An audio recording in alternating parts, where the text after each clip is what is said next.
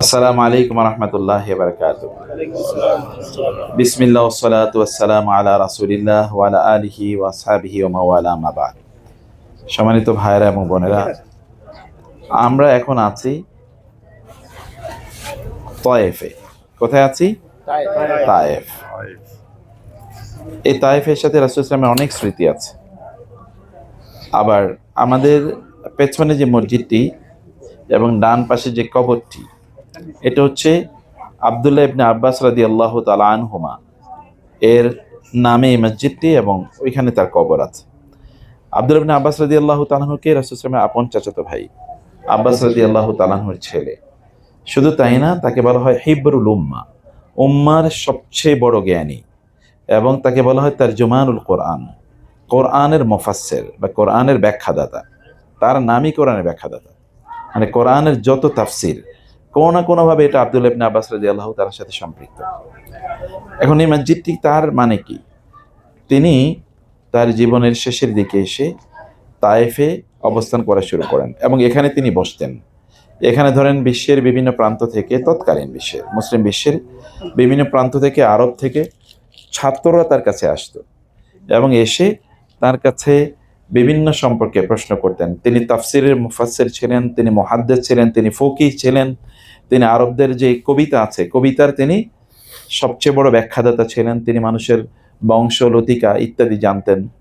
ফলে দিনের সম্পর্কে এমন কোনো প্রশ্ন নাই যে প্রশ্নের উত্তর তিনি জানতেন না। মানে প্রায় সব কিছুর ব্যাপারে লোকেরা তার কাছে আসতো, এবং এত পরিমাণ লোক আসতো যে পরবর্তীতে তিনি দিন ভাগ করে দিয়েছেন, যে শুক্রবারে আসবে এরা, শনিবারে আসবে এরা, রোববারে আসবে এরা, সোমবারে আসবে এরা। এবং এখানে ধরেন তার কাছে জ্ঞান অর্জন করার জন্য লোকেরা এত পরিমাণ আসতো যে রাস্তা জ্যাম হয়ে যেত। এখন যেমন ট্রাফিক জ্যাম হয় না, এরকম রাস্তা জ্যাম হয়ে যেত, লোকজন এত পরিমাণ আসতো। এবং এই কারণে পরে তিনি দিনগুলো ভাগ করে দিয়েছিলেন। এটা মূলত যদি বলা হয় জামেআতে আব্দুল্লাহ ইবনে আব্বাস, মানে আব্দুল্লাহ ইবনে আব্বাস ইউনিভার্সিটি, মানে এত পরিমাণ লোক এখানে তার কাছে শিক্ষা অর্জন করার জন্য আসতেন। তিনি এখানেই পরবর্তীতে ইন্তেকাল করেন। তো আমরা এখানে যখন আসি,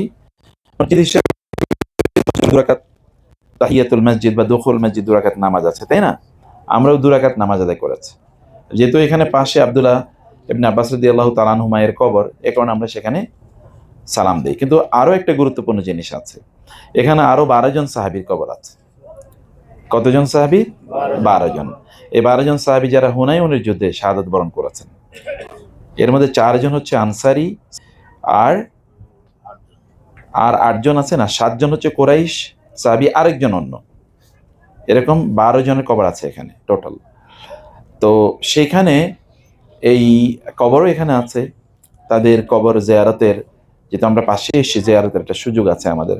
কবর জিয়ারত সিম্পল, কেবল দোয়া, কবর জিয়ারত দোয়া, আসসালামু আলাইকুম আহলাদ দিয়ার মিনাল মুমিনিন ওয়াল মুসলিমিন, তাই না? পারেন তো আপনারা দোয়াটা? না পারলে এই যে এতবার আবার মদিনাও যাবেন, সেখানে রাসূল সাল্লাল্লাহু আলাইহি ওয়াসাল্লামের কবর আছে, এবং মাকবারাতুল বাকি আছে, বাকি কবরস্থান। তো সেখানেও তো আপনারা যাবেন, হাজার হাজার সাহাবীদের কবর আছে, সেখানেও তো আপনারা সালাম দেবেন কবরে। তাহলে ওইটা আপনাদের জানা দরকার।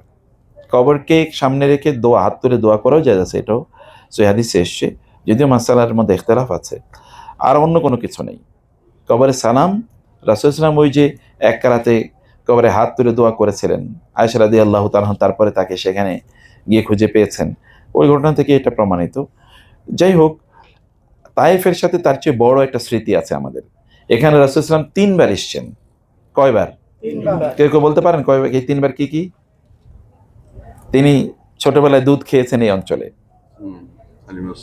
হালিমা আস-সাদিয়া। তিনি কিন্তু তায়েফ কিন্তু ছোট একটা জায়গা না, এটা বিশাল জায়গা, প্রায় 200 কিলোমিটার বা এইরকম, মানে দৈর্ঘ্য এবং প্রস্থ মিলে আর কি। এরপরে তারপরে এখানে দ্বিতীয়বার এসেছেন কবে? ওই যে দাওয়াত দেওয়ার জন্য নবুয়তের 10ম বছরে। আর তৃতীয়বার কখন এসেছেন? এই অঞ্চল বিজয় করার সময়, যুদ্ধ, মক্কা বিজয়ের পর, হুনাইনের যুদ্ধের সময়, হুনাইনের যুদ্ধের পর।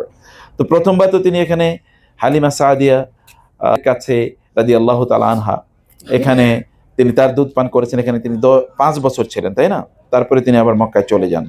কিন্তু তারপরে মূল ইতিহাসটা হলো মূলত রাসূল সাল্লাল্লাহু আলাইহি ওয়াসাল্লাম যখন মক্কায় দিন প্রচার করা শুরু করেন, প্রথম দিকে তিনি গোপনে গোপনে দিন প্রচার করতেন। প্রকাশ্যে দিন প্রচার করা শুরু করে দিলেন।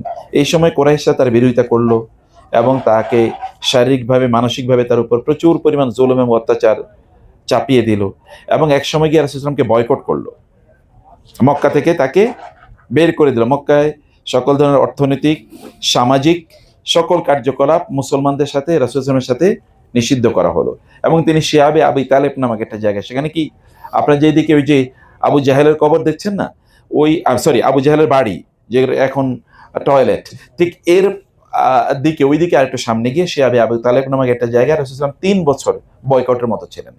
সেখান থেকে যখন তিনি বের হয়ে আসেন তখন অলরেডি নবুয়তের 10ম বছর। এই সময় ওইখান থেকে বের হয়ে আসার পর রাসূলুল্লাহ সাল্লাল্লাহু আলাইহি ওয়াসাল্লামের জীবনে একটা বড় ট্র্যাজেডি ঘটে। সেটা হচ্ছে তার চাচা মারা যান প্রথমে, আবু তালেব মারা যান প্রথমে। আবু তালেব যখন মারা যান তার আগে লোকেরা আবু তালেবের কাছে যায় এবং গিয়ে বলে যে আপনি একটু, মোহাম্মদ তো এখান থেকে চলে এসছে, বয়কট শেষ, বয়কট ক্যাম্পে কিভাবে শেষ হয়েছে এটা আপনাদের জানা দরকার, এই জন্য বই পড়তে হবে আপনাদের।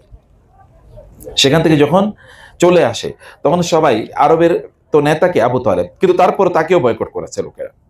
তো আবু তালেবের কাছে গিয়ে বলে যে আপনি আমাদের মাঝে এবং মোহাম্মদের মাঝে একটা সুরাহা করে দেন। কি সুরাহা?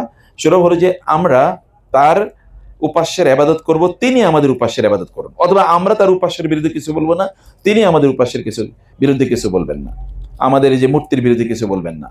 এগুলো এমন সময় সেখানে রাসূলুল্লাহ সাল্লাল্লাহু আলাইহি ওয়াসাল্লাম গিয়ে উপস্থিত হন এবং রাসূলুল্লাহ সাল্লাল্লাহু উপস্থিত হলে ওরা এই প্রস্তাবই রাসূলুল্লাহ সাল্লামকে করে। রাসূলুল্লাহ বললেন আমি তো তোমাদেরকে কেবল একটা কথা বলি, তোমরা একটা কথা মেনে নাও, তাহলে তার কোনো দ্বন্দ্ব নেই।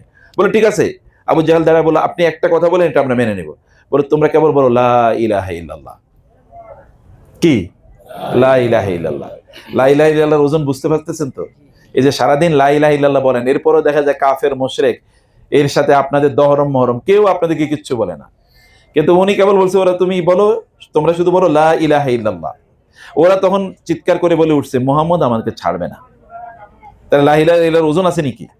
লা ইলাহা ইল্লাল্লাহ বলার কারণে নূহ আলাইহিস সালামকে ওরা হত্যা করার জন্য পরিকল্পনা করেছে। লা ইলাহা ইল্লাল্লাহ বলার কারণে ইব্রাহিম আলাইহিস সালামকে তার বাড়িঘর ছাড়তে হয়েছে। লা ইলাহা ইল্লাল্লাহ বলার কারণে ফেরাউন কার বিরুদ্ধে যুদ্ধ করেছে? মূসা আলাইহিস সালাম। মুসা আলাইহিস সালামকে হত্যা করার জন্য বনি ইসরাইল কি করলো না করলো। আর আমরা সারাদিন লা ইলাহা ইল্লাল্লাহ বলি, কারো গায়েও লাগে না, শয়তানেরও গায়ে লাগে না। তার মানে এই লা ইলাহা ইল্লাল্লাহর মধ্যে কি আছে? হ্যাঁ, এর মধ্যে শক্তি নাই ওই লেভেলের। যে শক্তি থাকলে শয়তান গায়ে লাগতো, এটা একেবারে লাগে না, কারো গায়ে লাগে না, আমাদের নিজের গায়েই তো লাগে না। লা ইলাহা ইল্লাল্লাহ যখন বলি তখন কোথাও কোনো কম্পন তৈরি হয় না। রাসূলুল্লাহ সাল্লামের এরপরে তারা এখান থেকে চলে গেল। রাসূলুল্লাহ সাল্লাম এবার তার চাচা কিন্তু অলরেডি মৃত্যুশয্যায়, আবু তালেব, কারণ ওইখানে যেখানে শিয়াবে আবু তালেব ছিলেন তিনি তো এখানকার রাজা, মানে এখানকার তিনি কি নেতা এবং খুবই সম্ভ্রান্ত ফ্যামিলির লোক। তার দাদা, তার বাবা, এরা সবাই এখানকার রাজা ছিল, মানে এখানকার নেতা ছিল। উনি এখানকার সবচেয়ে সুদর্শন মানুষ, সবচেয়ে শক্তিশালী মানুষ, সবচেয়ে সম্মানিত মর্যাদাবান মানুষ, সবচেয়ে বুদ্ধিমান মানুষ, কিন্তু তারও বয়কট থাকতে হচ্ছে এবং বয়কটে তাদের খাবার দাবার নাই।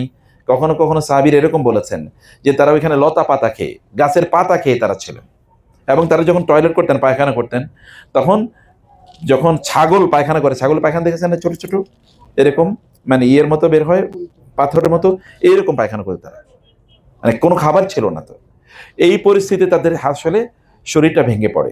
ইনি এখান থেকে ফিরে আসার পর যখন রাসূলুল্লাহ সাল্লাল্লাহু দেখলেন এবং অন্যান্যরাও দেখলেন যে তিনি দুর্বল হয়ে পড়েছেন, রাসূলুল্লাহ সাল্লাল্লাহু তার কাছে গেলেন এবং গিয়ে বলেন চাচা আপনার তো এখন মৃত্যু সজ্জায়, আপনি শুধুমাত্র বলেন লা ইলাহা ইল্লাল্লাহ, আর কিছু বলা লাগবে না। তিনি বলার জন্য উদ্গ্রীব ছিলেন। এর মধ্যে আবু লাহাব, আবু জাহেল এবং অন্যরা এসে চিৎকার করে সেখানে বলল, মানে আবু লাহাব না, আবু জাহেল এবং অন্যান্যরা এসে বলল যে আপনি এই শেষ পর্যন্ত আপনার বাপদাদার ধর্ম ত্যাগ করবেন, ত্যাগ করে আপনি এইভাবে মারা যাবেন।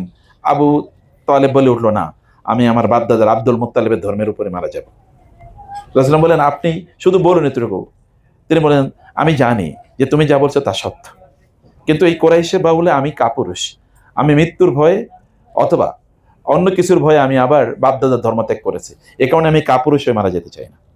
তিনি মারাও গেলেন কি, এবং রাসূলুল্লাহ তাকে তখন বলেছিলেন চাচা আল্লাহ যতক্ষণ পর্যন্ত আমাকে নিষেধ না করবেন ততক্ষণ পর্যন্ত আপনার জন্য আমি আল্লাহর কাছে ক্ষমা প্রার্থনা করতেই থাকবো।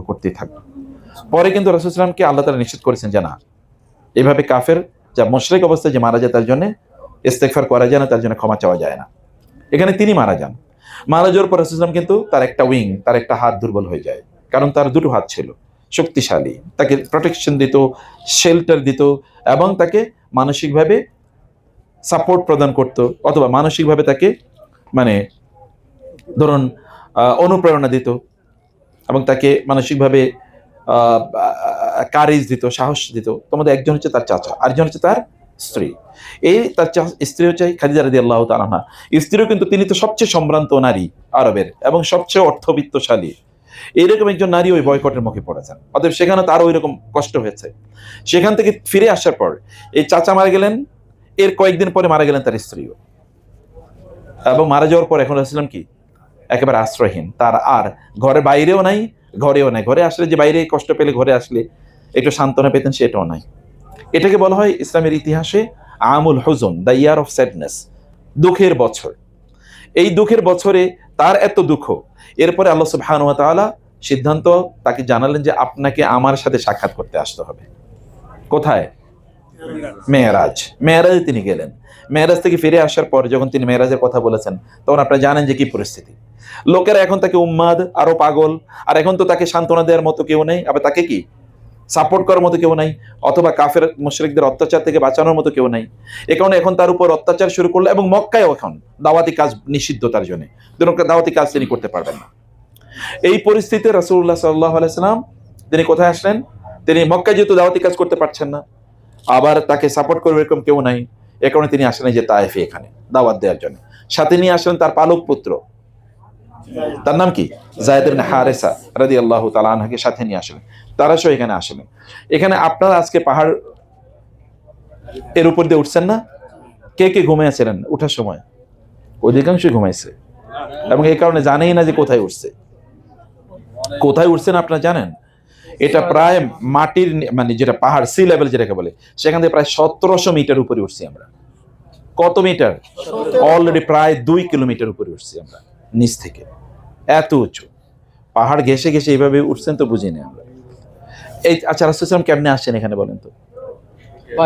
প্লেনে আসেন নাই তখন? পার্সোনাল জেট, অথবা হেলিকপ্টার, অথবা মার্সিডিজ বেঞ্জ, অথবা আপনাদের মনে হয় এরকম হাইয়েস্ট কি দিয়ে এসছেন তিনি? এটা এসছেন। এখানে আসতে তাহলে কতদিন সময় লেগেছে চিন্তা করে দেখেন। এখানে আসতে কতটুকু সময় লেগেছে? রাসূলুল্লাহ সাল্লাল্লাহু আলাইহি ওয়াসাল্লাম সেখান থেকে তায়েফে তিনি আসলেন। এসে এখানে তায়েফের তৎকালীন যারা নেতা ছিল 3 ভাই, এরা ছিল তায়েফের মানে গোত্র প্রধান। এটা তো একটা গোত্র, বনু সাকিফ গোত্র এখানে বসবাস করতো। কি গোত্র? বনু সাকিফ। এদের বলে সাকাফি। উরওয়া ইবনে মাসউদ আস-সাকাফি বিখ্যাত সাহাবী। বনু সাকিফ গোত্রের নেতা 3 জন ছিল। এদের ঘরে আবার কোরাইশদের একজন নারীও ছিল, অর্থাৎ এদের কেউ একজন স্ত্রী হচ্ছে কোরাইশদের একজন নারী, অতএব রাসূল সাল্লাল্লাহু আলাইহি ওয়াসাল্লামের কি আত্মীয়। এখানে তিনি আসলেন, এসে 3 ভাইয়ের সাথে কথা বলেন, তাদেরকে দাওয়াতের কথা বলেন, দ্বীনের কথা বলেন। 3 ভাইয়ের মধ্যে একজন ভাই বললেন যে আল্লাহ কি আপনারে ছাড়া আর কাউরি খুঁজে পায় না নবী বানানোর জন্য? অথচ তারা কিন্তু আত্মীয়। আল্লাহ কি আর কাউকে খুঁজে পায় না নবী বানানোর জন্য? এত বড় নেতা আছে, নেতা পেতা আছে, কাউকে নবী তিনি বানাতে পারতেন। আরেক ভাই বলে উঠলো, আল্লাহ তাআলা কি কাবা শরীফের মানে কাবার গিলাফটা ছিঁড়ে ফেলতে চান আপনাকে নবী বানায়া? আরেকজন দাঁড়ায় বললো যে মানে 3 ভাই 3 জনের কথাবার্তা বলেছে যে আপনি যদি নবী হয়ে থাকেন তাহলে আপনার সাথে কথা বললেই তো বেয়াদবি, কথা বলবো না। আর যদি আপনি নবী না হন তাহলে আপনি ভণ্ড, আমি আপনার সাথে কথাই বলবো না। কত বড় দুষ্ট এগুলো। রাসূল সাল্লাল্লাহু আলাইহি ওয়াসাল্লাম দেখলেন এরা তো কথা শোনে না। তিনি তাদেরকে বলেন, আচ্ছা ঠিক আছে, আপনারা আমার দাওয়াত নিলেন না বটে, কিন্তু কাউকে বললেন না আমি কি বলছি, এবং আপনারা কি উত্তর দিয়েছেন। কিন্তু এরা ছিল খুবই পাজি, দুষ্ট টাইপের। এরা কি করেছে? এরা ওই এলাকার সবচেয়ে দুষ্ট যে সকল বালকরা আছে, অথবা যে বখাটে যুবকরা আছে, অথবা যেগুলো ধরেন গুন্ডা পান্ডা টাইপের মানুষ আছে, এদেরকে বলে দিল যে ও তো আমাদের কাছে দাওয়াত নিয়ে এসেছে, আমরা তাকে এই বলেছি।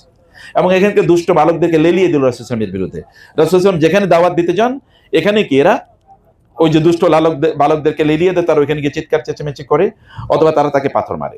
এর মধ্যে রাসূল সাল্লাল্লাহু আলাইহি ওয়াসাল্লামের চাচা, তার নাম কি? আবু লাহাব। মনে আছে আবু লাহাবের নাম? আবু লাহাব এখানে অলরেডি আসে। এসে রাসূল যেখানে দাওয়াত দিতে যান সেখানে আবু লাহাব দাঁড়ায় বলে, এই তোমরা কি জানো মুহাম্মদের সাথে আমার রিলেশন কি? অনেকে বলে জানি তো, আপনার ভাতিজা তো। বলে আমি সাক্ষী দিচ্ছি। আচ্ছা তোমরা বলো, আমার ভাতিজা বেশি জানি না তোমরা বেশি জানো? বলে আপনি সভাপতি বেশি জানেন।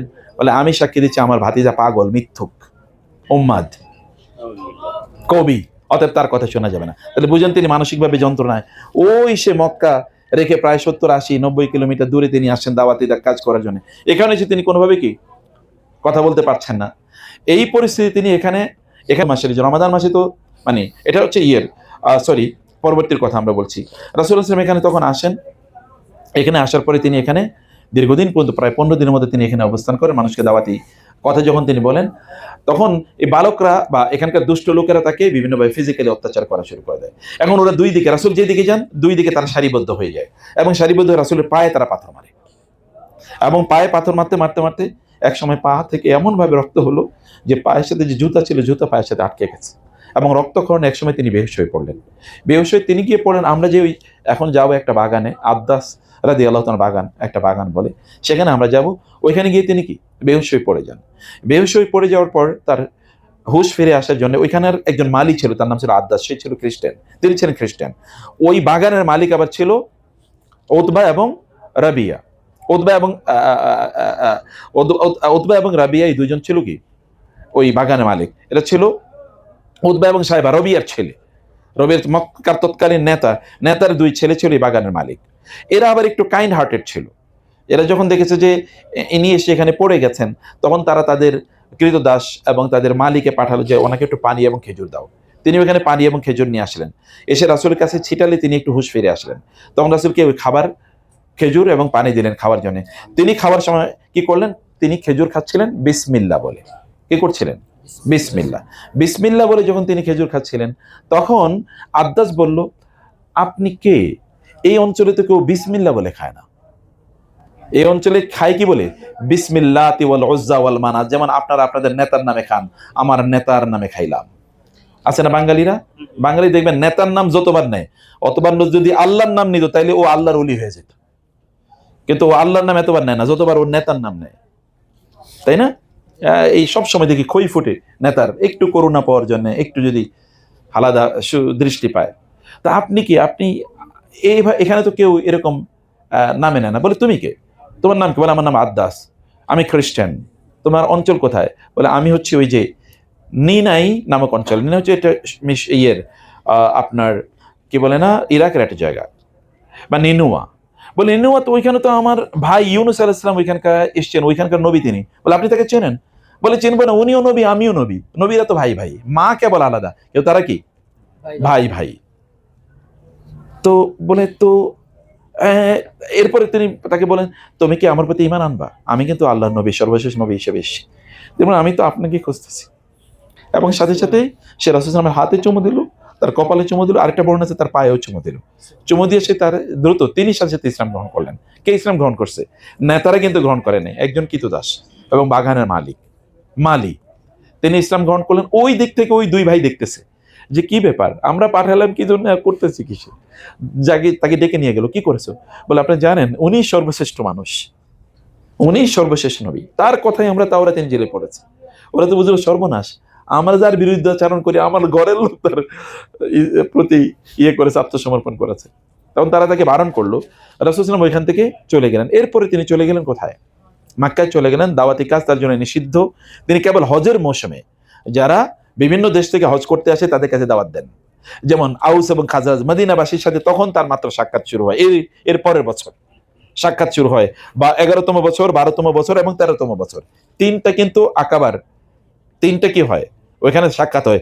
আমরা আকাবার প্রথম শপথ, দ্বিতীয় শপথ জানি, কিন্তু প্রথমটা কিন্তু এখানে 6 জন ছিল, তারা রাসূল সাল্লাল্লাহু আলাইহি ওয়াসাল্লামের সাথে তারা ওইখানে করেছে, দেখা করেছে, কথা বলছে এবং তারা ঈমান এনেছে। যাক, এরপরে রাসূলুল্লাহ সাল্লাল্লাহু আলাইহি ওয়াসাল্লাম তো মদিনা হিজরত করে যান। মদিনা হিজরত করে যাওয়ার বহু পরে এই মক্কাবাসী রাসূল সাল্লাল্লাহু আলাইহি ওয়াসাল্লামের উপর অনেকগুলো যুদ্ধ চাপিয়ে দেয়। বদরের যুদ্ধ, উহুদের যুদ্ধ, খন্দকের যুদ্ধ, হুদাইবিয়ার চুক্তি। হুদাইবিয়ার চুক্তি যখন তারা লঙ্ঘন করে, তখন রাসূল সাল্লাল্লাহু আলাইহি ওয়াসাল্লাম কি মক্কা লিবারেট, মানে মক্কা মুক্ত করার জন্য, স্বাধীন করার জন্য, এই মূর্তি পূজা থেকে মুক্ত করার জন্য তিনি 10,000 সৈন্য নিয়ে মক্কায় আসেন। মক্কা বিজয় হয়ে যায়, মক্কা রক্তপাতহীন বিজয় হয়, অভ্যুত্থান যদি আমরা বলি, রক্তপাতহীন বিজয় হয়। এখানে কিন্তু এই যে তায়েফবাসী এবং এখানে হুনাইন আরেকটা অঞ্চল আছে, বনু হাওয়াজেন, এটা খুবই দুর্ধর্ষ একটা জাতি, বনু হাওয়াজেন। আবার এখানে আরো অনেকগুলো গোত্র এখানে বসবাস করতো। আচ্ছা, আমাদের কেউ আচ্ছা দেখতেছি, বনু হাওয়াজেন এখানে, বনু হাওয়াজেনের এরা ছিল খুবই দুর্ধর্ষ, এরা ছিল তীরন্দাজ এবং বর্ষায়, মানে তীর মারা এবং বর্ষায় এরা ছিল আরবের সবচেয়ে সেরা। ঠিক আছে? তো এরা যখন শুনলো যে মোহাম্মদ সাল্লাল্লাহু আলাইহি ওয়াসাল্লাম অলরেডি কি করেছেন, মক্কা বিজয় করেছেন, এরা এতদিন অপেক্ষা ছিল যে মক্কাবাসীরা মোহাম্মদের সাল্লাল্লাহু আলাইহি ওয়াসাল্লাম বা ইসলামের বিরুদ্ধে তারা বিজয়ী হবে, তখন তাদের আর কোনো টেনশন নেই। কিন্তু যখন দেখলো মক্কাই অলরেডি মুসলমানরা বিজয় করে ফেলেছে, তখন তাদের ভয় তৈরি হলো যে তাহলে তো আমরা আর রক্ষা পাবো না। এ কারণে ওরা যখন কেউ আনন্দিত অবস্থায় থাকে তখন সে কি থাকে, খুবই কেয়ারফুল থাকে নাকি কেয়ারলেস থাকে? কেয়ারলেস থাকে, উদাসীন থাকে। আমি তো আনন্দ ফুর্তি, এরা মনে করলো এরা তো জাতি,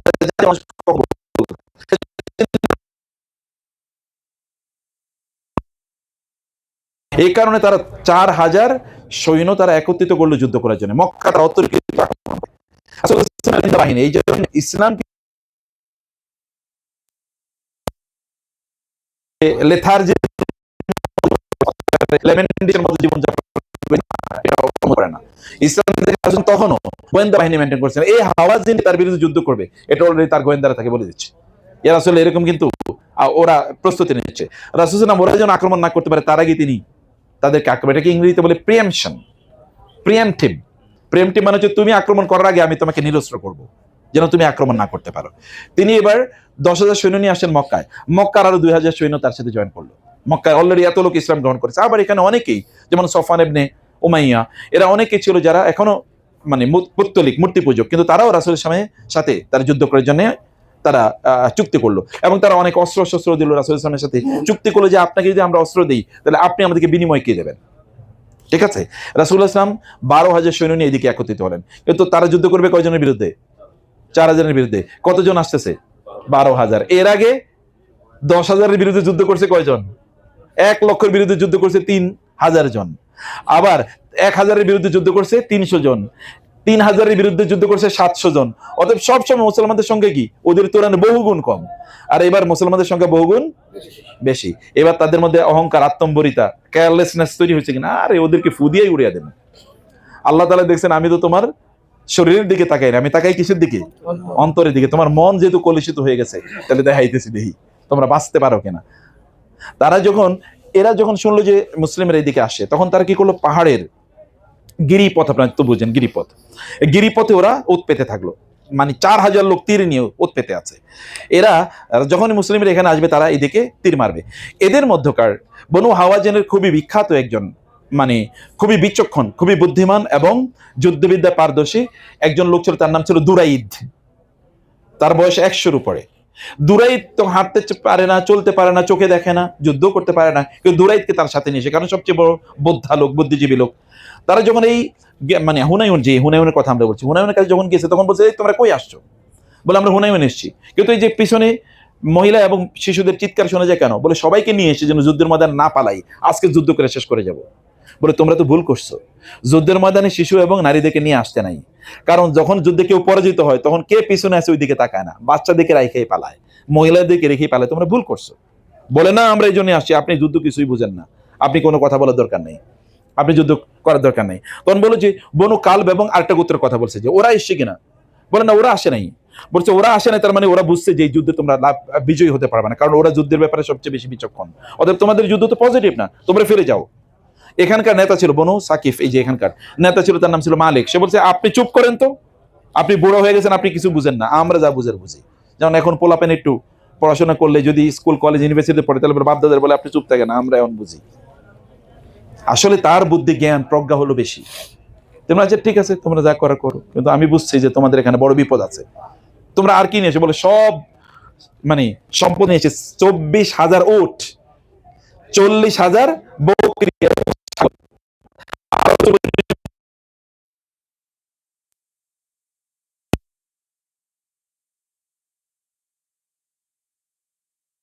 তার বলছে তোমরা অন্যায়, উনি বলছেন তোমরা অন্যায় করছো, ভুল করেছো।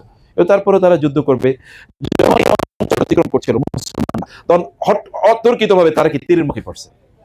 অতর্কিত যখন তীর মুখে পড়ে, লোকেরা ছিন্ন বিচ্ছিন্ন হয়ে গেছে, কারণ তারা তো এটা মানে অনুমানই করে নাই। এবার তীরের মুখে পড়ে বুঝতে পারে না, তখন তারা পালানো শুরু করলো। রাসূলুল্লাহ বললেন আমি এখন এখানে আছি, তোমরা কই পালাচ্ছ?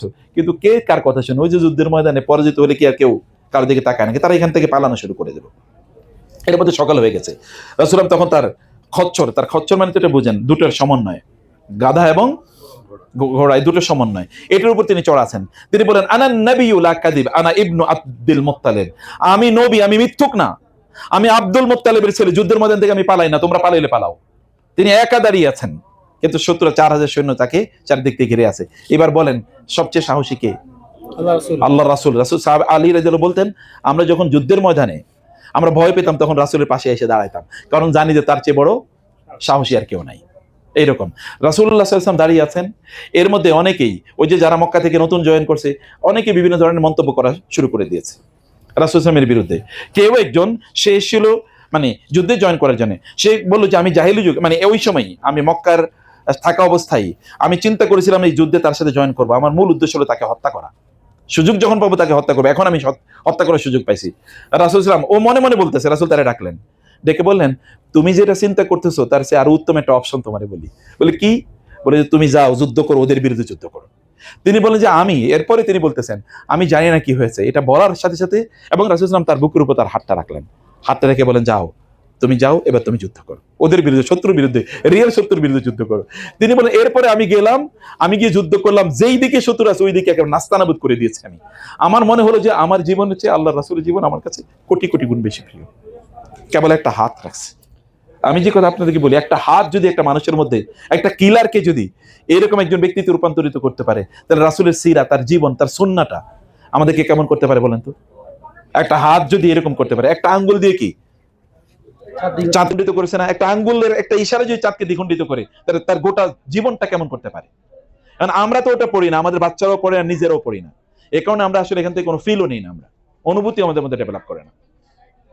ওকে, রাসূলুল্লাহ সাল্লাল্লাহু আলাইহি ওয়াসাল্লাম এখানে দাঁড়িয়ে আছেন। এরপরে আব্বাস রাদিয়াল্লাহু তিনি দেখলেন, আব্বাস রাদিয়াল্লাহু তাআলা কিন্তু এই সময় তার মাত্র ইসলাম গ্রহণ করেছিলেন, মক্কা বিজয়ের সময়, এবং তিনি ছিলেন সবচেয়ে উঁচু, সবচেয়ে শক্তিশালী, সুঠামো দেহের অধিকারী, আর কুরাইশ বংশের যেহেতু নেতার ছেলে তিনি, তার বাবাও নেতা ছিলেন আব্দুল মুত্তালিব। এই কারণে তার আওয়াজটা ছিল অনেক দূর পর্যন্ত আওয়াজ চলে যেত। তিনি লোকদেরকে বলে, ইয়া সাহাবা সামুরা, ইয়া আসহাবা সূরাতিল বাকারা, এই সূরা বাকারার লোকরা তোমরা কই যাও? হে সামুরার, সামুরা মানে হচ্ছে একটা বড়ই গাছ, ওই যে হুদাইবিয়ার সন্ধিতে রাসূলের সাথে চুক্তি করেছেন ওই বড়ই গাছের নিচে, তোমরা ইয়া আসহাবা সামুরা তোমরা কই যাচ্ছ? রাসূলকে রেখে কই যাচ্ছ? সাহাবায়ে কেরামরা আওয়াজ যখন গেছে তখন তাদের হুঁশ ফিরেছে, আমরা আসলে করছি কি, তারা ফিরে এসেছে। রাসূল এক মুষ্টি বালি এবার হাতে নিলেন, হাতে নিয়ে বললেন শাহাদিল উজুহ, শত্রুদের চোখগুলো কি হয়ে যাক, অন্ধ হয়ে যাক, এটা তিনি বলেছেন। এরপর রাসূল বলেন হামাতিল হুরব আল আন, মাত্র যুদ্ধ শুরু হইল, এখন মাত্র কি যুদ্ধ শুরু। সাহাবীরা একত্রিত হয়েছে, এখন একত্রিত যখন হয়েছে তখন ওরা পালিয়ে গেছে, ওরা পালিয়ে চলে এসে আপনার তাদের যে অঞ্চল একেবারে উত্তরপূর্ব পর্যন্ত রাসূল সাল্লাল্লাহু আলাইহি ওয়াসাল্লাম চারিদিক থেকে ঘেরাও করলেন, ঘেরাও করার পর তারা আত্মসমর্পণ করলো। কিন্তু ওই যে মালিক যার কথা বলেছি, যে হাওয়াজিনের এখানকার যে নেতা, তিনি পালিয়ে চলে এসেছেন, অন্যান্যরা পালিয়ে চলে এসেছেন। ওইখানে রাসূল সাল্লাল্লাহু আলাইহি ওয়াসাল্লাম তাদেরকে ঘেরাও করলেন এবং তাদেরকে তিনি বন্দী করলেন। 4000 লোককে বন্দী করা হলো, যুদ্ধবন্দী এরা। এর মধ্যে একজন মহিলাকে বন্দী করা হলো। এই মহিলা এসে বললেন, এই আমি তো তোমাদের নবীর বোন, তোমরা আমাকে বন্দী করছো কেন? বলে চলেন আমাদের নবী বলুক আপনি বোন কেনা।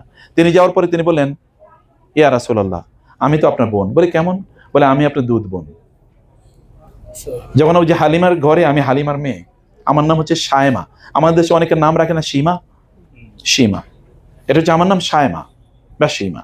তো আমি, আপনি ছোটবেলায় যখন আপনার সাথে খেলছিলাম, একবার রাগ করে আপনি আমার পিঠে অথবা আমার হাতে কামড় দিয়েছেন, এই যে হাতে কামড়ের চিহ্ন এখন আছে। রাসূল দেখেই চিনে ফেলেন, আমি বলেন হ্যাঁ হ্যাঁ আপনি আমার সত্যিকার বোন। তার গায়ের চাদরটা তিনি বিছিয়ে দেন বসার জন্য। আমি বলেন আপনি আজকে আমার কাছে যা চাইবেন তাই আমি বলবো। আপনি যদি আমার সাথে যেতে চান তাহলে আপনাকে আমি এরকম ভাবে রাখবো যেন আপনার কোনো কষ্ট না হয়, মানুষ দিয়ে দেবো আপনাকে খেদমত করার জন্য। অথবা যদি আপনি চলে যেতে চান আপনার এলাকায়, তাহলে আমি সসম্মানে পৌঁছে দেবো, বলে আমি আমার এলাকায় চলে যেতে চাই। রাসূল সাল্লাল্লাহু তাকে প্রচুর পরিমাণ কিছু উট, কিছু বকরি এবং আরো কিছু খাবার দাবার দিয়ে তাকে পাঠিয়ে দিলেন। বোন, দুধ বোন। কিন্তু আমাদের বোনদের সাথে আমাদের রিলেশন আছে নাকি? অনেকে দেখবেন আপন বোনের খবরও নেয় না, এবং বোনরাই তার সবচেয়ে বড় শত্রু। অথচ কিন্তু দেখেন ওই যে দুধ বোন, তিনি তাকে পাঠিয়ে দিলেন। এদেরকে এবার বললেন যে রাসূল, ইনি গিয়ে বললেন যে ইয়া রাসূলুল্লাহ আপনি একটু এদেরকে অনেককে ছেড়ে দেন। কারো কারো সুপারিশ করলেন, বোন সুপারিশ করছে, তাদেরকে ছেড়ে দেওয়া হলো। আর কিন্তু বিশাল বড় ওই যে সম্পদ কিন্তু পাইছে। এসে বলেন যে ঠিক আছে, এখানকার কিন্তু একজনকে রাসূল ইসলাম পরবর্তীতে বিয়েও করেন। তো রাসূল যখন বিয়ে করেছেন তখন তিনি বললেন যে তোমরা এখন কি করবা, দেখো আমার শ্বশুর বাড়ির লোকজনের সম্পদ, এগুলো তোমরা কি নিবা নাকি ছেড়ে দিবা? বলে ঠিক আছে এগুলো ছেড়ে দিলাম। মানে যে এত সম্পদ এগুলো সব তারা মুসলমানরা, সম্পদের প্রতি কোনো লোভ নাই, ঠিক আছে, এগুলো আমরা ফ্রি দিয়ে দিলাম, কিছু পেয়েছেন কিছু ছেড়ে দিয়েছেন, এরকম একটা অবস্থা। লাস্টে যেটা হলো রাসূলুল্লাহ এরপরে সাহাবায়ে কেরাম দেখে নিয়ে আসলেন এই তায়েফ কি করার জন্য, অবরোধ করার জন্য। তায়েফ অবরোধ, এই সেই তায়েফ যেখান থেকে তিনি কি হয়েছেন, রক্তাক্ত অবস্থায় তিনি এখানে থেকে তিনি চলে গিয়েছেন, সেখানে তিনি আসলেন, এটাকে তিনি ঘেরাও করে রাখলেন, 15 দিনের মতো ঘেরাও করে রাখলেন, অথবা 18 দিন আরেকটি বর্ণনা অনুসারে। তায়েফ শব্দের অর্থ হচ্ছে কি, এটা এমন একটা বাউন্ডারি দিয়ে চারিদিক থেকে ঘেরা, যেটা দুর্গের মতো। তওয়াফা ইয়াতুফ মানে হচ্ছে ওই যে আমরা তাওয়াফ করি না, তাওয়াফ, এই তাওয়াফ থেকে তায়েফ মানে চারিদিক থেকে এমন বাউন্ডারি করা, এটা ভেতরে ঢোকা যায় না। এবং তারা মেনজানিক মানে এখন যেটাকে আমরা বলি যে ইয়ে মারে না, ক্ষেপণাস্ত্র, ক্ষেপণাস্ত্রের মতো তারা ব্যবহার করতো এখানকার লোকেরা, যুদ্ধবিদ্যায় খুব ইয়ে ছিল, এক্সপার্ট ছিল। ক্ষেপণাস্ত্রের মধ্যে বড় বড় পাথর মধ্যে এক ধরনের তারা মেডিসিনের মতো ব্যবহার করতো, আগুন লেগে যেত, এগুলো তারা মারতো। এবং এগুলো তারা মারার কারণে ওই যে বলেছি 11-12 জন মুসলমান শাহাদাত বরণ করেছে, এখানে কিন্তু 12 জন শাহাদাত বরণ করেছে। আবার ওই যে তীর যখন মেরেছিল ওইখানে মারা গিয়েছে, তাদেরকে এনে এখানে পরবর্তীতে কবর দেওয়া হয়েছে। এটা তারা দীর্ঘদিন পর্যন্ত এটাকে যখন অবরোধ করে রাখা হলো, তখন দেখা গেল যে এরা কি দুর্গের মধ্যে ঢুকে গেছে।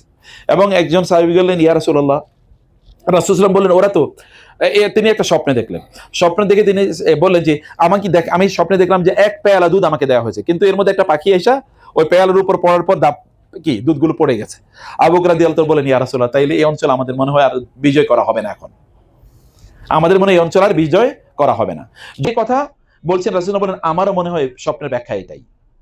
এর মধ্যে তিনি বললেন, আমার মনে হয় যে এই শত্রুরা গর্তের মধ্যে ঢুকে গেছে, যেমনি ইঁদুর ঢুকে যায়, ইঁদুর তো খাবার নিয়ে ঢুকে গেছে, অতএব আমাদের আর আসলে এখানে থাইকা লাভ নাই, আমার মনে চলে যাওয়া দরকার। সাহাবায়ে কেরাম 15-18 দিন এখানে ছিল অবরোধ করে, তারও ভাবলো যে খুবই ভালো কথা, ঠিক আছে আমরা চলে যাব।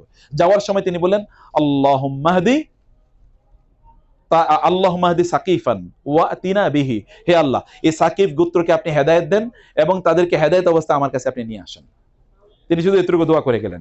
এর আগে দোয়া কথা মনে আছে আপনাদের, যখন তায়েফবাসী তার উপরে অত্যাচার করলো, তিনি এখান থেকে ওই যে পাহাড় আপনারা দেখলেন, এদিক দিয়ে যখন তিনি চলে যাচ্ছিলেন, তখনই পাহাড়ে ফেরেশতা আসলেন জিবরাইল আলাইহিস সালাম সহ, এবং বলেন আল্লাহ আমাকে পাঠিয়েছেন আপনার কাছ থেকে অনুমতি নেওয়ার জন্য, আপনি যদি অনুমতি দেন তাইলে এই যে পাহাড়গুলো, এই পাহাড়গুলো এগুলো এই তায়েফবাসীর উপর পাহাড় নিক্ষেপ করবে এবং এদেরকে একেবারে মাটির সাথে মিশিয়ে দেবো।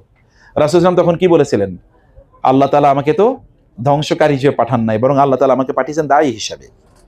বরং ওয়ালাকিন্নী আরজু ইলাল্লাহ, বরং আমি আল্লাহর কাছে চাই যে আল্লাহ তাআলা এদের মধ্যেই, এদের বংশে এমন লোক তৈরি করুক যারা কেবলমাত্র আল্লাহর ইবাদত করবে, আর কারো ইবাদত করবে না। রাসূলুল্লাহ তখন এই দোয়া করে গেছেন, এদেরকে ধ্বংস করেন নাই, এখন তিনি এই দোয়া করেছেন। কয়েকদিন পরে, কিছুদিন পরে এরা পুরা গোষ্ঠী ইসলাম গ্রহণ করে রাসূলের কাছে গিয়ে আত্মসমর্পণ করেছে। এখন দেখেন গোটা তায়েফে এখন কেবল মুহাম্মাদের জয়ধ্বনি সাল্লাল্লাহু আলাইহি ওয়াসাল্লাম। সম্মানিত ভাইরা, এই যে লম্বা আলোচনা আমি এখানে করলাম, এটা আলোচনাটা আপনাদের রেকর্ডে রাখার জন্য বলছি। রেকর্ড কিসের? মোবাইলের রেকর্ডে, ব্রেনের রেকর্ডে রাখার জন্য। দেখেন তিনি মানুষ হিসাবে যদি আপনি মূল্যায়ন করেন, এত বড় শত্রু তিনি ক্ষমা করে দিয়েছেন, তার জন্য বরং হেদায়েতের দোয়া করছেন। আর আমাদের শত্রুদের জন্য আমরা কিসের দোয়া করি? আল্লাহ ওরে ধ্বংস করে দিক, আল্লাহ ওরে জাহান্নামে নিক, এমন একটা ভাব। অথচ মুমিন হিসেবে আমাদের দোয়া করা উচিত। 2 নম্বর হচ্ছে দাওয়াতের জন্য তিনি কোথায় গেছেন, দাওয়াতের জন্য তিনি কোথায় গেছেন। এখন আমাদের তো টাকা না দিলে আমরা দাওয়াতে যাই না, নাকি? বুঝেন নাই কথাবার্তা? টাকা না দিলে দাওয়াতে যান। যেমন গতকাল আপনারা বলেন, আপনারা যে এশার নামাজ গতকাল পড়েছেন, আমার একটা মেসেজ ছিল আপনার গ্রুপে, পড়ছিলেন নাকি? আচ্ছা, গতকাল এশার নামাজে ইমাম সাহেব সিজদাতুত তেলাওয়াত করেছে না? তেলাওয়াতে সিজদা পড়েছে না? হ্যাঁ, তো সিজদার আয়াত পড়েছে। এই সিজদার আয়াতে আপনারা সিজদা দিয়েছেন কয়জন? কয়জন? আচ্ছা, কয়জন সিজদা দিয়েছেন? অধিকাংশই দেয়নি, হাতই তোলেনি অধিকাংশ। আচ্ছা, একটু পরে দিলে তো নামাজ হবে না। আমি বলছি যে না, তাহলে নামাজ পড়তে হবে নতুন করে নামাজ পড়ে। এখন দেখেন, আমরা তখন খাচ্ছিলাম, তো কয়েকজন এখানে গল্প করতেছে, উত্তপ্ত আলোচনা। তা আমি শুধু কি একটা আলোচনা যেন ওদেরকে বলছিলাম, আমাদের দিন মোহাম্মদকে বলছিলাম, আমাকে ফারুক ভাই ছিল, তখন আমি শুধু বললাম আপনারা যারা আজকে এশার নামাজে সাজদা দেন নাই, ইমাম সাহেবের সাথে আপনাদের নামাজ হয় নাই, কারণ আপনারা রুকু দিয়েছেন 5টা, আর কি কয়টা রুকু দিছে? 5টা রুকু দিছে না, কারণ সিজদা তো দেয় নাই। রুকু দিছে 5টা, আর হচ্ছে তেলাওয়াতে সিজদা দেওয়া ওয়াজিব, তারপরে আবার সৌ সিজদা দেয় নাই। সৌ সিজদা নামাজের মধ্যে দিতে হবে। আর ইমাম এর কি হয়েছে, মূলত হচ্ছে ইমামের সাথে ইমামের অনুসরণ হয় না, ইমামের 100% অনুসরণ। ইমামের অনুসরণ যদি 1 ফুটও কম হয় তাহলে নামাজ হবে না। তখন ওইখানে কয়েকজন বলে, একজন পুরুষ একজন মহিলা বলে, ইমাম পুরুষ বলে বাংলাদেশে তো বলে যে এই আমরা সেজদার আয়াত তেলাওয়াত করব, অতএব সেজদা আছে, দ্বিতীয় রাকাতে সেজদা আছে, প্রথম রাকাতে সেজদা, আমি বলছি এটা এখানে কখনোই বলে নাই। তো একজন মহিলা বলে এটা না বইলা তো অন্যায় করছে না তারা। আমি বললাম আপনারা এইটা ওনারা না বইলে অন্যায় করছে, আর আপনারা জানলেন না কোরআনে 14-15টা সেজদা আছে, এটা আপনারা জানলেন না কোনো কিছু, এটা আপনাদের কোনো দোষ হয় নাই, মানে কোনো ভুল হয় নাই। বলে আমরা সাধারণ মানুষ, আমরা এটা জানবো না। আমি বলি সাধারণ মানুষ এটা 15টা আয়াত জানার জন্য 15 মিনিট লাগবে, আপনারা তো এখানে 2 ঘন্টা পর্যন্ত রাজনীতির আলোচনা করতেছেন, আড্ডা দিয়ে সময় কাটাবেন, তাতে সমস্যা নাই। কোরআন কেন জানলেন না, এটা ওই ইমাম সাহেবের দোষ, আপনাদের কোনো দোষ নাই। এই আমাদের কথা বলেন, আড্ডা দিয়ে আমরা সময় কাটাই না, তো কোরআনের আয়াতগুলো আমরা কেন জানলাম না? এখানে কোথাও বলে না। আচ্ছা বলেন তো, এখানে এই লোক বাংলায় বলবেন, ইংরেজিতে বলবেন, আরবিতে বলবে, আরবিতে বললে আপনারা কয়জন বুঝবেন? সাধারণ কয়জন? তাহলে এই বললেই লাভ কি? আর বলাটা তো একটা নতুন বেদাত, আপনি বলবেন কেন? মুসলমান কোরআন সম্পর্কে জানবে না কেন? মুসলমান অন্য কিছু সম্পর্কে জানবে, কোরআন সম্পর্কে জানবে না? তা জানা ফরজ তার জানা। তো যাই হোক, আমাদেরকে বলছি যে এটা আপনাদের ব্রেনে রাখুন, রাসূল এইভাবেই দিন প্রচার করেছেন।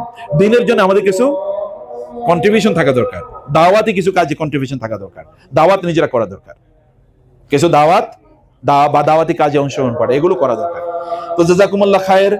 তায়েফ থেকে অন্তত একটা বেদনাদায়ক অনুভূতি নিয়ে আপনারা যান, ভেতরে একটা বার্নিং যে আমরা উম্মার জন্য কিছু করব, রাসূলের দ্বীনের জন্য কিছু করব ইনশাআল্লাহ। ঠিক আছে তো ইনশাআল্লাহ।